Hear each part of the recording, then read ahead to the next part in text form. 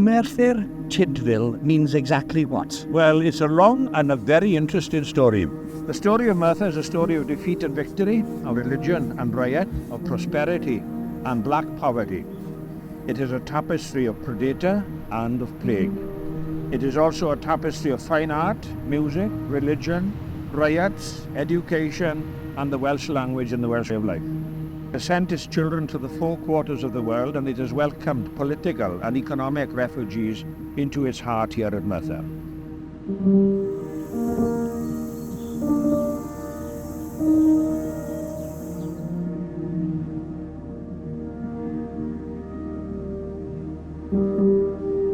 Merthyr can claim many firsts. It was the first town of Wales with a population of 7,000. It was the largest collection of Welsh people that the world had ever known. And it had a tradition of violence from about 1800. It was a dissenters town from birth. It was the most radical town of Wales. It was the centre of Jacobinism. And in other words, it was a very, very different town from any other town that had ever evolved in Wales. It sounds like a cauldron on all sorts of levels. It was indeed. But in the midst of all this, and so many people miss the point, Noreen, in the midst of all this trouble and in sundry conditions, there was cultural development in the town. And from around 1816, we had Eisteddfodau. Some of the societies based in the pubs were holding 3 Eisteddfodau a year.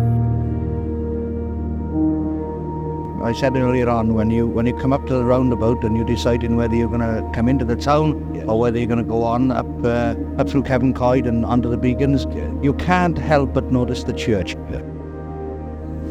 There were 23 chapels in Merthyr by 1830, and there was a very rich life based on the pubs. It's very difficult to say that they were either people of the pub or people of the chapel, because the people of the pubs had long rooms, and in the long rooms developed the early chapels. And in the early chapels and in the early pubs, there was a rich, bubbling life of ballad singers, of musicians, and of poets. And this town by 1850 was certainly a very unique town. But to come back to the 1831 riots, it was a combination, really, Noreen, of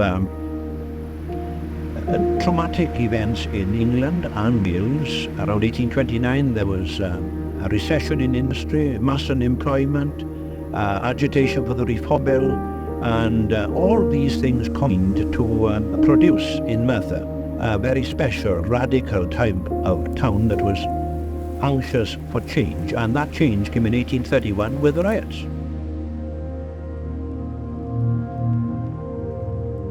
Do you think Merthyr's made enough of its heritage, of this history? No, I don't think they have. Unfortunately, much of the material culture of the 19th century disappeared. When one thinks of Merthyr, one thinks of the Iron Bridge. And the secrets of construction of the Iron Bridge. Watkin George, who invented or built the Iron Bridge, is alleged to have had the secret of non-rust metal. That has gone. Georgetown has disappeared. Cambrensis has disappeared. The Triangle has disappeared.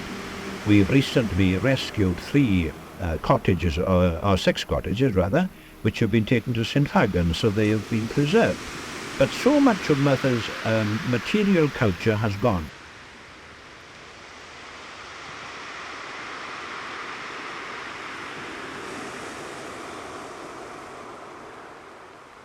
Mm.